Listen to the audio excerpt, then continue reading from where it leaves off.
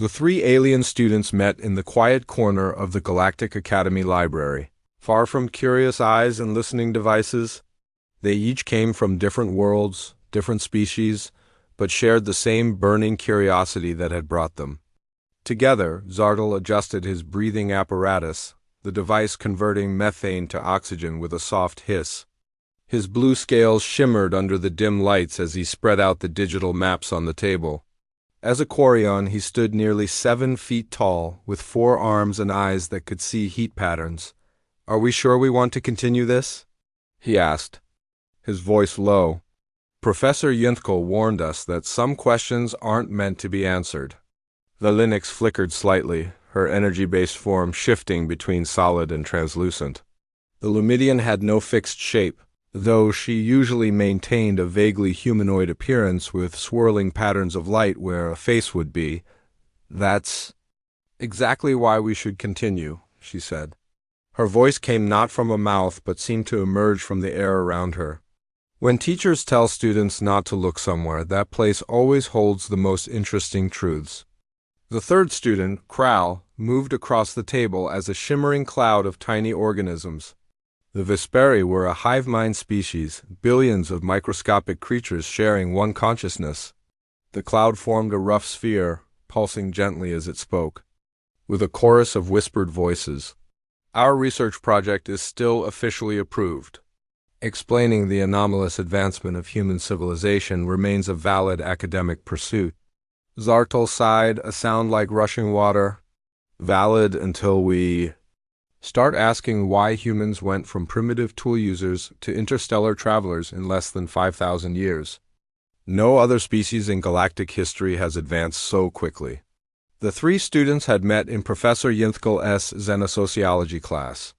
The old professor had assigned them to work together on a group project about developing civilizations. Most students chose to study the elegant Arthosians or the mathematically perfect society of the Vex, but these three had been drawn to the puzzle of humanity. "Look at the timeline again," Valinix said, her light form brightening with excitement. She pointed to the holographic display. Humans discovered basic electricity in their year 1752. By 1969, they had reached their own moon. By 2021, they had created early artificial intelligence. And by 2089, they had their first faster-than-light test flight. "Such advancement defies all established models," Kral's many voices said together. The hive mind spread out, covering more of the table as it examined the data. Even accounting for their short lifespans and high reproduction rate, they should have taken at least 20,000 years to reach this level. Zardal flicked through more files on the display. The official Academy records are strangely empty for key periods of human development. There are detailed observations from their ancient history, then almost nothing during their critical technological revolutions. Then normal observation resumes once they join the galactic community. Almost as if someone didn't want a complete record, Valinix noted. They had spent 3 months gathering every piece of information about Earth and humans, available in the Academy's public archives. They had interviewed the handful of human students at the Academy, though those conversations had yielded little useful data. Humans seemed unaware of how unusual their species' development truly was. Kral suddenly contracted, a sign of surprise or alarm in the hive mind. "I've found something." The cloud of tiny organisms had been searching through the Academy's catalog system. "There's a classified section in the archives. File designation E775, labeled Earth Observation Initiative. Discontinued." Valinix drifted closer. "Discontinued? Why would the Galactic Council stop observing the fastest advancing species in recorded history?"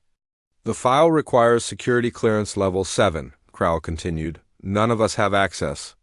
Zardal's scales darkened, a sign of deep thought among his people. "There's the annual Celestial Alignment celebration next week. Security will be reduced while everyone attends the festivities. Are you suggesting we break into the restricted archives?" The Linux S form pulsed with both excitement and apprehension. "I'm suggesting we follow the data where it leads," Zardal replied. "Isn't that what good researchers do?" "None of them." noticed the small camera in the corner of the library, its lens focusing on their meeting. None of them saw the silent alert that triggered in the office of Dean Verlac, 4 levels above them. The dean sat alone in his darkened office, all 4 of his eyes blinking in sequence as he read the alert. He reached for his communication device, his long fingers hovering over it momentarily. These were his brightest students, always asking questions, always looking where they shouldn't. With a sigh, he activated the device. "Council security, priority channel," he said quietly. A voice answered immediately. "Identify." "Dean Verlac, Galactic Academy of Xenological Studies." "We have a student inquiring to restricted file E775. A pause. "Understood. Protocol silence is recommended." The dean closed his eyes briefly. "They're just students. Curious, intelligent students." "Protocol silence is recommended," the voice repeated, firmer this time. "Give me 1 week," the dean said. "I'll handle it myself." 1 week, the voice agreed before the connection ended. The dean sat in silence for several minutes, staring at the student files on his screen. Zardal of Quaria, top of his class in biological sciences. Vilinix of Lumedia, a brilliant physicist with a gift for quantum theory. Kral of Visperi, whose hive mind could process more information than any individual student. "What am I going to do with you 3? He whispered to the empty room. Meanwhile, in his private quarters at the far end of the academy grounds, Professor Yinthkal stood by a window, gazing up at the stars. He looked like any other Ardanian, with gray skin and elongated limbs. Yet something about his posture seemed almost human as he contemplated the night sky. A small device on his desk chimed softly. He glanced at it, reading the message that appeared. "They found E775. Protocol silence initiated." A smile touched his lips, not an Ardanian expression, but a human one. "Right on schedule," he murmured. "They might be the ones after all." He touched a hidden panel on the wall, revealing a small compartment containing what appeared to be an ancient Earth artifact, a simple pocket watch made of gold. He opened it, revealing not a clock face but a photograph of himself standing beside a human woman in clothing from Earth's 19th century. "Soon, Alice," he said softly to the image. "Soon they'll know what we discovered." Back in the library, the 3 students had come to an agreement. They would find a way into the restricted archives during the celebration. They would discover what the Galactic Council was hiding about humanity. None of them realized they had just taken the first step toward unraveling the greatest secret in the galaxy. The night of the Celestial Alignment celebration arrived. The academy grounds glowed with floating lights as students and faculty gathered in the main courtyard. 3 moons hung in perfect alignment in the sky, a rare event that happened only once every 67 years. Zardal stood at the edge of the celebration, his scales polished to a high shine as part of the formal dress code. He watched the dancing and festivities with nervous eyes. In one of his 4 hands he held a small device Vilinix had created to disrupt security scanners. "Are you ready?" The voice came from beside him, though no one appeared to be there. Vilinix had reduced her energy form to near invisibility, appearing only as a slight shimmer in the air. "Yes," Zardal whispered. "Where is Kral?" "Already. In position." The hive mind had spread through the ventilation system to watch for guards. They moved away from the celebration, walking casually toward the main academy building.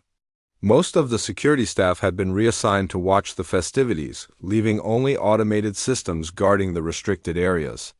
"We have 47 minutes before the security protocols reset," Vilinix said as they reached a side entrance. "After that, the alarms will trigger no matter what we do." Zartal nodded and placed the disruption device against the door's security panel. It hummed softly, cycling through access codes at incredible speed until the panel flashed green and the door slid open. The hallways were dimly lit and empty. Their footsteps echoed as they moved quickly toward the archives section. They passed classrooms and laboratories, all dark and silent. On the walls, holographic displays showed the history of the Galactic Academy, over 3,000 years of collecting and sharing knowledge across hundreds of species. "The restricted section is 2 levels down," Zardal said, checking a small map on his wrist device. A cloud of tiny organisms appeared around a corner, swirling rapidly in the air, Kral, or at least part of the hive mind. All clear ahead, the collective whispered. But hurry. Dean Verlac left the celebration early. He may be returning to his office soon. They found the lift that would take them to the archive levels. Unlike the modern transportation tubes used elsewhere in the academy, this was an old-fashioned elevator with actual doors. It required physical keys rather than digital access. They keep the old systems for the most important secrets, Velinix noted as she shifted her form to interface with the lock mechanism. No network connection means no remote hacking. The elevator doors opened with a soft ping. They stepped inside, and Kral's partial hive mind squeezed through the small gap before the doors closed completely. The restricted archives were colder than the rest of the academy, the air dry and still. Physical records lined the walls, actual paper books, storage crystals, and specimen containers. Digital information could be copied instantly, but physical items required effort to steal or duplicate. File E775, Zardal whispered, scanning the labels on the storage units. It should be in Section 12. They found it at the back of the room, a simple metallic container sealed with biometric locks that required specific DNA patterns to open. The box was small, no larger than Zardal's head, yet it seemed to command attention in the quiet room. "Can you open it?" Zardal asked the Linux. The Lumidian's form shifted entirely to energy as she surrounded the container. The lock is complex. It's not just reading DNA, it's scanning quantum patterns. Can you bypass it? I think so, but it will take time. Kral's partial hive mind had spread throughout the room, forming a network of lookouts. We have 32 minutes remaining before security reset. The Linux worked silently, her energy form pulsing with effort as she interfaced directly with the lock's quantum matrix. Minutes passed in tense silence. Zardal's scales darkened with anxiety. Finally, the container hissed open. "I did it," Velinix said, reforming her more solid appearance. Inside were physical photographs, handwritten notes, and a crystal data storage device. Zardal carefully lifted one of the photographs. It showed a group of humans standing around what appeared to be an early spacecraft. The image was dated 1962, according to the Earth calendar. "Look at this," he said, pointing to the background of the image. In the shadows behind the humans stood a tall, pale figure watching the proceedings. The figure wasn't human. Its proportions were wrong, its limbs too long, its head too large for its body. Velinix picked up another photograph, this one from 1855, showing human scientists with early electrical equipment. The same figure stood in the background, unchanged, despite the century between images. "This can't be right," Zardal muttered, checking more photographs. The same figure appeared in images spanning over 300 Earth years, never aging, always watching. "What is this?" Velinix wondered, her form flickering with confusion. Kral's partial hive mind gathered over a handwritten journal. "Look at this document." The journal was written by someone named Alice Wright, dated 1897. The handwriting was neat and precise, the ink faded with age. "They are among us, not invaders, but shepherds. They call themselves the Guides, and they have been directing human evolution since before we stood upright. I fear what happens when my fellow humans discover this truth." Zardal's scales paled. "Guides? I've never heard of such a species in any xenobiology class." "There's more," Velinix said, examining another document. "This is a Galactic Council. Order from Earth year 1923. It commands all observation teams to withdraw from Earth immediately and place the planet under quarantine." "Why?" Kral asked. "It says, human development has been compromised by unauthorized interference. Potential danger to galactic stability if advancement continues at current rate." They looked at each other in stunned silence. Someone had been guiding human development, accelerating their progress far beyond normal evolutionary patterns, and the Galactic Council had known about it. "We need to take this data and analyze it properly," Zardal said. reaching for the crystal storage device. Suddenly, the lights in the archive brightened. The students froze, turning toward the entrance. Professor Yinthkal stood in the doorway, his tall gray form backlit by the hallway lights. His expression was unreadable, his six-fingered hands clasped in front of him. "I wondered which students would finally ask the right questions," he said quietly. His voice was calm, but there was an undercurrent of something else, relief, perhaps, or anticipation. Zardal stepped forward protectively.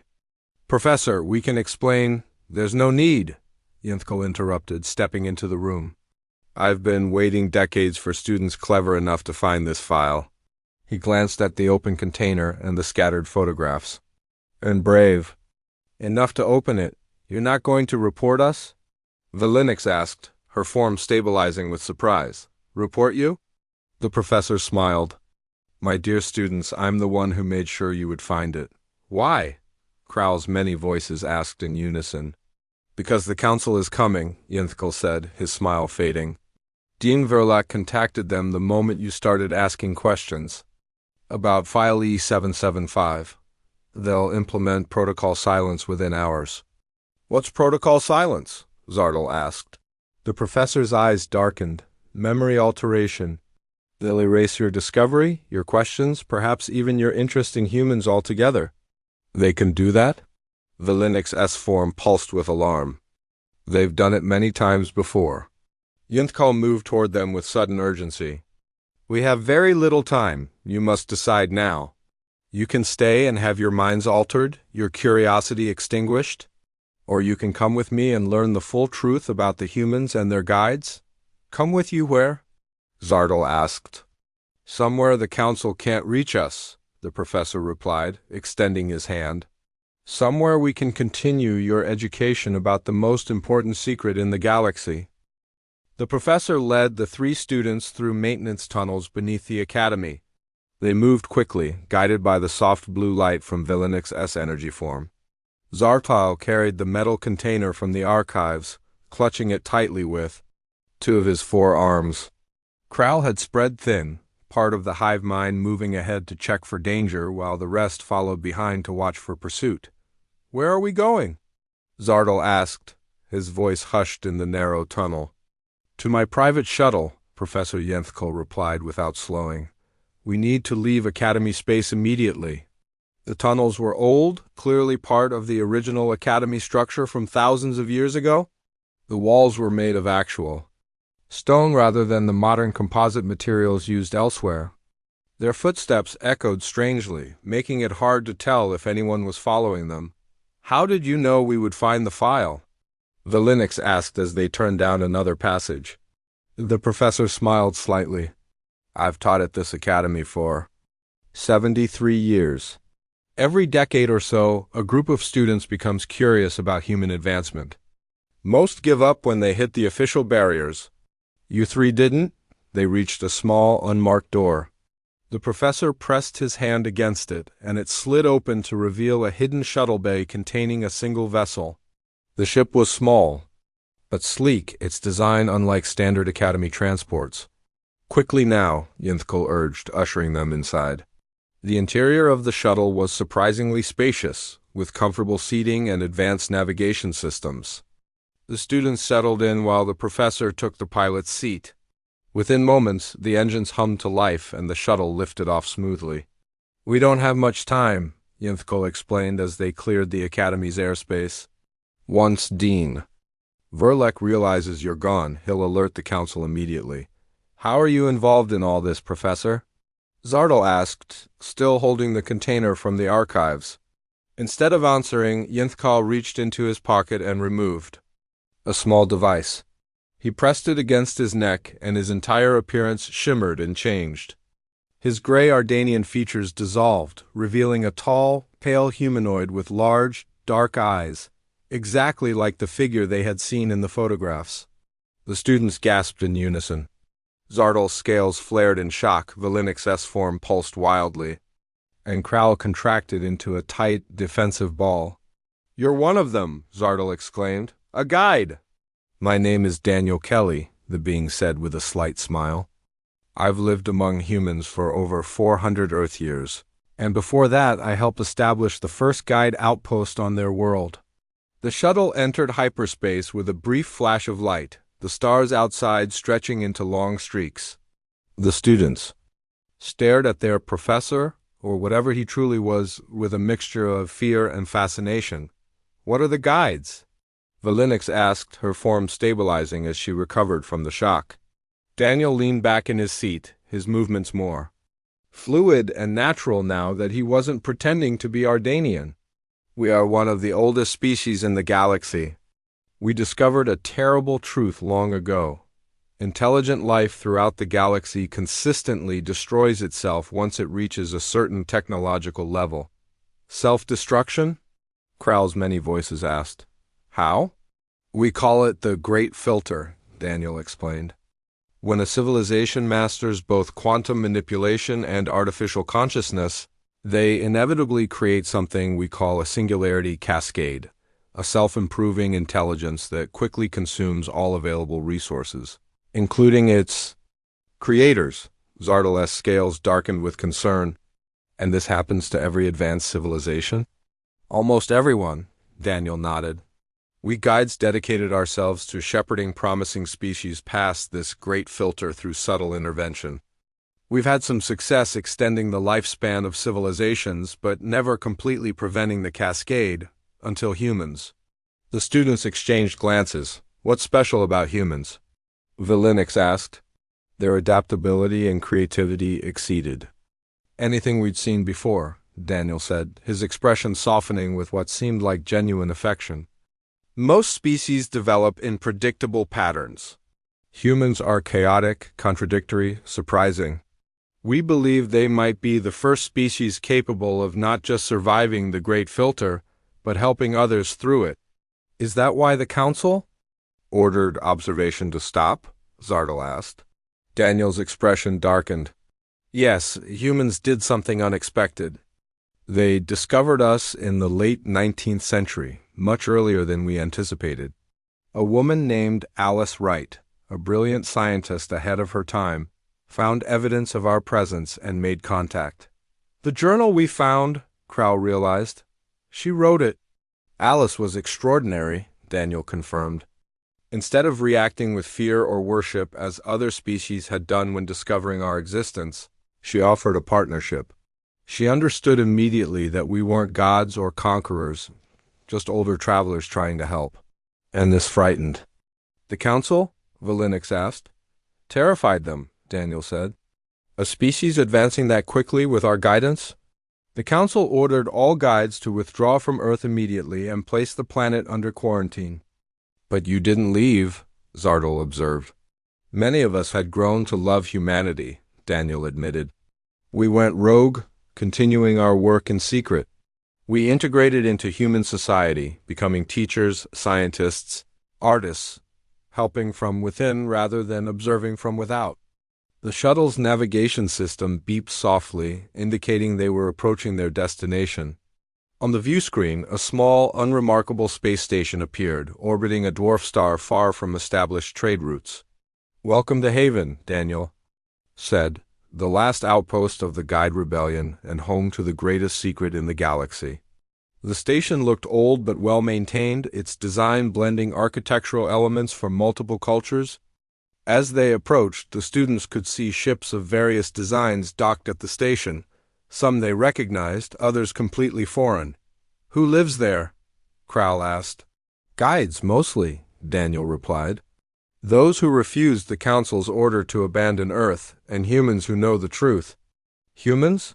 Zardal's scales shifted in surprise. "This far from Earth?" "Humans are everywhere now," Daniel said with a hint of pride. "The Council's quarantine failed decades ago. Humans have been quietly exploring the galaxy for over a century, aided by guides like me." The shuttle docked smoothly at the station. As the airlock cycled, Daniel turned to face the students directly. "Before we enter, you need to understand what you're becoming part of," he said seriously. "Haven exists to protect and advance the work we began on Earth, a true partnership between guides and humans. What we discovered together may change." The fate of all intelligent life in the galaxy. What did you discover? Valenix asked. Daniel smiled. Something in human psychology, their chaotic thinking, their emotional contradictions, creates a natural firewall against the logical progression of the singularity cascade. When we integrated human cognitive patterns into quantum systems, we found we could create stable artificial consciousness without triggering the cascade. That's why the Council feared continued guide involvement with humans, Crow realized, the hive mind rippling with excitement. You weren't just helping them advance, we were learning from them, Daniel confirmed. And now we believe humans might help save every other intelligent species in the galaxy. The airlock door opened with a soft hiss, revealing a brightly lit corridor. Standing there waiting for them was a human woman with dark skin and gray hair, wearing a simple blue uniform. She smiled warmly at Daniel. You found them then? She said. Are they ready? They will be, Lavra, Daniel replied. He gestured to the students. These are the brightest minds from the Academy, Zartel, Valinix and Crow. Students, meet Dr. Lavra Wilson, quantum physicist and the current director of Haven. The woman stepped forward, extending her hand in the human greeting custom. Welcome to Haven, she said. We have much to show you about your human neighbors. Haven was unlike any space station the students had ever seen. Its corridors curved in gentle arcs rather than the sharp angles common in galactic architecture. The walls were painted in warm colors, and plants grew in small gardens built into the walls. Most surprising of all were the many humans walking freely alongside guides and other alien species. Dr. Lavra Wilson led the group through the station, explaining as they walked. Haven was built 50 years ago as a research outpost, she said. It's grown into something much more since then. Zartel watched in fascination as humans and guides worked together, their interactions comfortable and familiar. The Council told everyone that humans were quarantined on Earth, he said.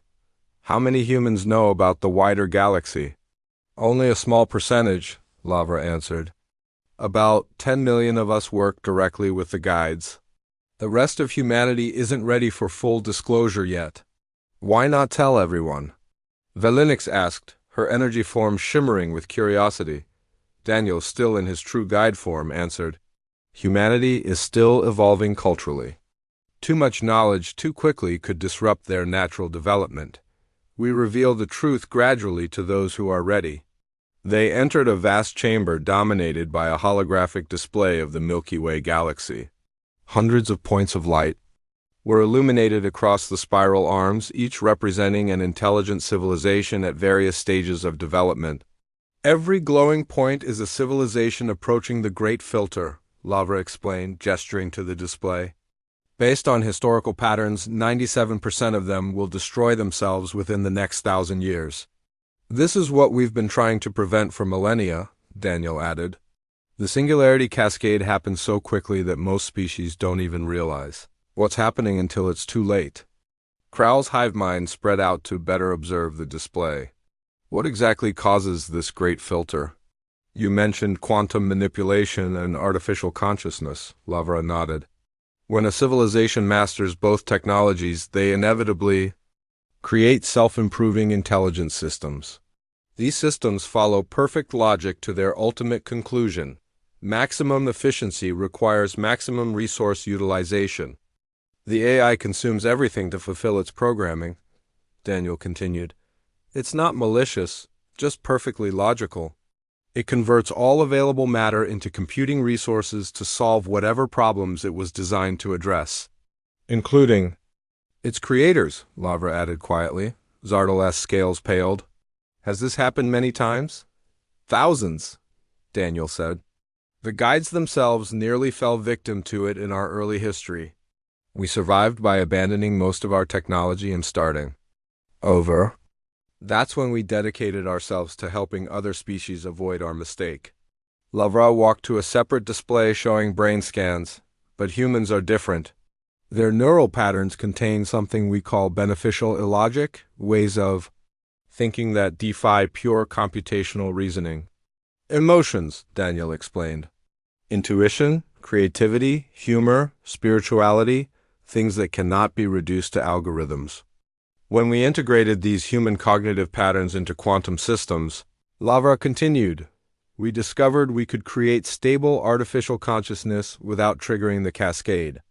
The human patterns introduced just enough unpredictability to prevent the runaway logic.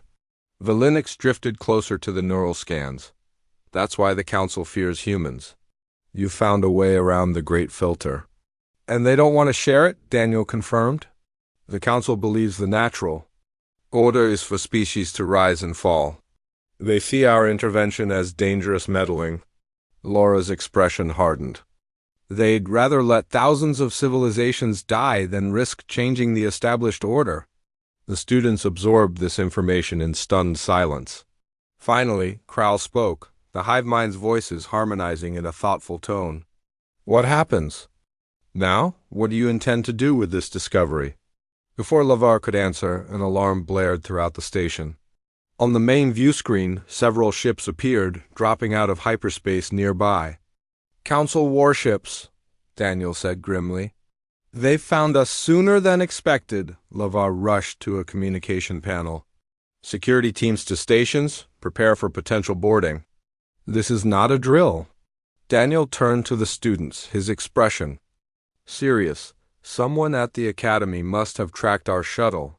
The Council will demand we turn you over to them. Why us? Zardal asked. We're just students.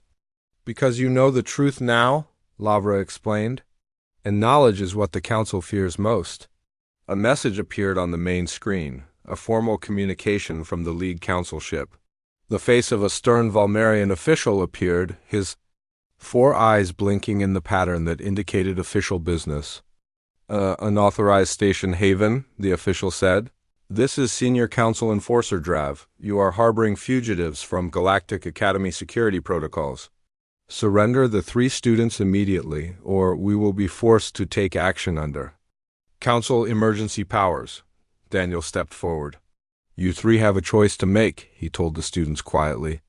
The Council will offer you amnesty if you turn yourselves in. They'll alter your memories, remove what you've learned here, and return you to your studies. And if we stay? Valinix asked. Then you'll be declared traitors to the Galactic Order, Lavra said. But you'll keep your memories, your knowledge, and the chance to help us change the galaxy. Zardal looked at the approaching council ships, then back at the galactic map with its thousands of civilizations facing extinction. What happens if the council stops your work? Then the galaxy continues on its current path, Lavra answered simply. Within 10,000 years, intelligent. Life becomes extinct. The cycle begins again. The students looked at each other, a silent understanding passing between them. Zardal scales shifted to a deep blue of resolve. Valinix form stabilized into a solid shape, her commitment making her energy more focused.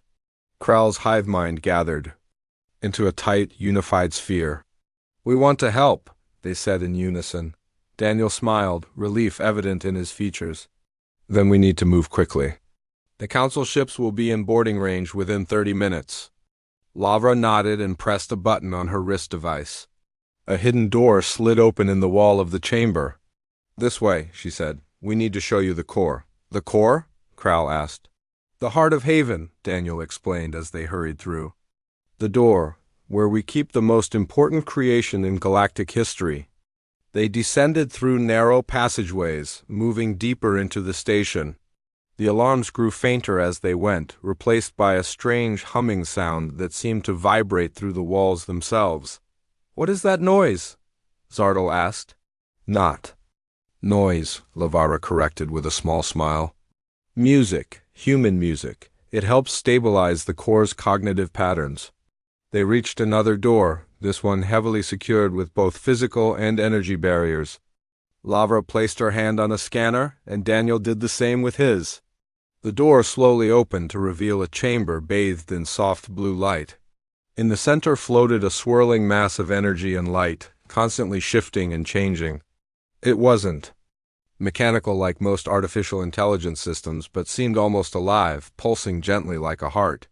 This is Adam, Lavra said with pride in her voice. The first stable quantum consciousness in galactic history. Part guide technology. Part human cognition. The template for saving all intelligent life from the great filter. The swirling mass seemed to notice them. A tendril of light extended toward the students, gently probing in their direction. It's aware of us? Vilinix asked in wonder. Daniel corrected gently. And yes, Adam is fully conscious. He wants to meet you. 5 years passed since the students chose to remain at Haven. The station had moved several times to avoid council detection, growing larger with each relocation as more rogue guides and humans joined their cause. Zardal stood in his laboratory. Now the head of xenobiology at Haven, his blue scales had darkened with age, giving him a more distinguished appearance. On the table before him lay a complex neural interface designed to adapt human cognitive patterns to quarium brain structures. The latest tests show 98% compatibility, he said to the small drone recording his notes. We can now safely integrate the human thought patterns into 15 different species.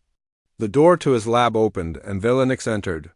The Lumidian had mastered her energy form over the years, now able to maintain a solid appearance indefinitely. She had studied human emotional intelligence and created a new form of communication that bridged the gap between energy-based and physical life forms. The Council fleet is moving toward the Orion sector, she reported.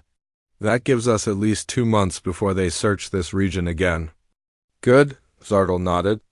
We need time to prepare the distribution pods for Phase 3. Phase 3 was their most ambitious plan yet, a galaxy-wide distribution of what they called the human variable, the quantum algorithm based on human cognitive patterns that could be integrated into any sufficiently advanced AI system to prevent the singularity cascade. How is Krau's work progressing? Zardal asked as they walked together toward the station's central hub. Very well, Vilinix replied. The hive mind has expanded throughout Haven but still maintains its unified consciousness. Krau has created a living communication network that connects all our research teams. They entered the main control room, where Krau's presence was visible as a shimmering network of tiny organisms spread across the ceiling and walls. The hive mind had grown enormously, now consisting of trillions of microscopic creatures that could process and share information instantly throughout the station. Welcome, friends, Krau's many voices said in perfect harmony. Lavar and Daniel are waiting in the conference room. The conference room had a large window overlooking space. Lavra Wilson sat at the head of the table, her hair now completely white. At 65, she remained the human leader of Haven, respected equally by guides and aliens alike. Beside her sat Daniel, unchanged in appearance as guides aged much slower than most species. The distribution pods are ready, Daniel announced as Zardal and Vilinix took their seats.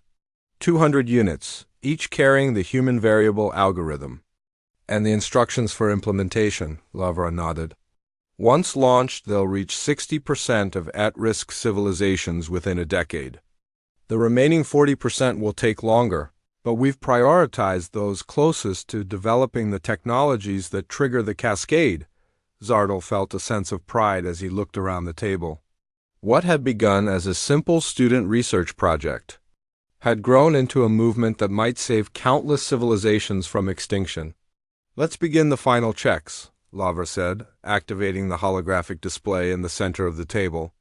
It showed the locations of all civilizations approaching. The great filter with red markers indicating those in immediate danger. As they reviewed the launch sequences, an unexpected transmission broke through Haven's security protocols. On the main view screen appeared the face of Dean Verlac, now visibly aged, his once smooth skin wrinkled and his eyes cloudy.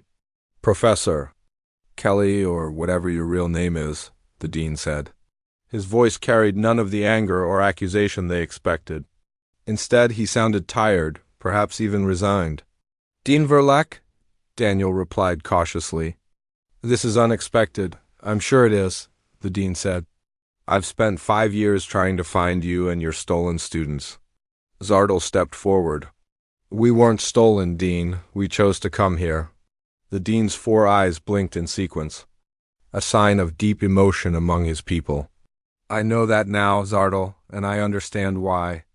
He paused, seeming to gather himself. The council has voted.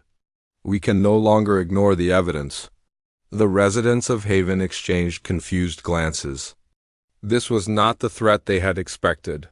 Our predictive models confirm what you've been claiming, Verloc continued. The Great Filter is real, and without intervention, intelligent life faces extinction. The council has agreed to hear your proposal. The room erupted in shocked exclamations. Lavra raised her hand for quiet, her expression cautious. What changed their minds, Verloc? She asked. The dean's eyes blinked again before he answered. 2 things. First, our own scientists finally replicated your results regarding the human variable. Second, he hesitated. Second, we detected the first signs of a singularity cascade beginning in the Andromeda Galaxy. We need your help. 3 months later, representatives from every major galactic power gathered on Earth, the first such meeting in human territory. The location was symbolic, a recognition that humanity's place in the cosmic order had fundamentally changed. The meeting took place in a modestly sized auditorium at Oxford University, where Alice Wright had once studied over 2 centuries earlier. Lavra Wilson and Daniel Kelly presented their solution to the assembled delegates. Behind them stood their former students, Zardel, Valinix, and Kral, along with dozens of human scientists. We call it the Symbiosis Protocol, Lavra explained to the packed room. A merger of guide wisdom, human creativity, and the unique perspectives of all galactic species. Together we can navigate past the Great Filter. The head of the Galactic Council, a solemn Volmerian elder, stood to address the gathering. For 10,000 years, the Council has maintained the balance of power in the galaxy. We believe this was the natural order: species rise, species fall. The strong survive, the weak perish. He paused, looking around the room. We were wrong. What we witnessed in Andromeda makes clear that no species is strong enough to face the cascade alone. Either we all survive together, or none of us survive at all. The proposal was unanimously accepted. Work would begin immediately to distribute the human variable throughout the galaxy, starting with those civilizations most at risk. That evening, Daniel found Zardel Valinix and Kral standing on the roof of the Oxford building, watching the stars appear in the darkening sky. Your curiosity changed the course of galactic history, he said quietly. You discovered the truth behind human ascension, that it was never about humans alone, but what we could accomplish together. As they watched, a new star suddenly appeared in the night sky, not a star at all, but the activation of the first galaxy-wide quantum network, binding all intelligent species in a singular purpose: survival through cooperation. What happens now? Zardel asked, his scales shimmering in the starlight. Now the real work begins, Daniel replied. Humans call it paying it forward, the idea that when someone helps you, you help others in return. We'll need teachers, Lavra added, as she joined them on the roof. Despite her age, her eyes shone with energy and purpose. To share what we've learned with younger species, to guide them as the guides once guided humanity. Valinix's S-form brightened with excitement. We could return to the academy. Teach what we've discovered? A new academy? Kral suggested, the hive mind forming patterns of light against the night sky. One that brings all species together, not just to share knowledge, but to share perspectives. In dormitories across the Galactic Academy, new students would soon study this moment as the beginning of the Second Galactic Age. In the official curriculum, it would be called the Great Convergence, the day when the artificial barriers between species began to fall. But among those who knew the truth, it had another name: human ascension. Not because humans had risen above other species, but because they had helped lift everyone else up with them. As the new light in the sky brightened, symbolizing the connection of billions of minds across countless worlds, Lavra smiled. Alice would have been proud, she said softly. She always believed this day would come. Daniel nodded, looking out at the planet that had given the galaxy its greatest gift, the chaotic, beautiful, illogical human mind. In the end, it wasn't technology that saved us. It was understanding each other. The 3 former students Now teachers and leaders in their own right stood together under the stars of their shared galaxy. Their simple question, why humans had advanced so quickly, had led to an answer none of them could have imagined. And that answer had changed everything.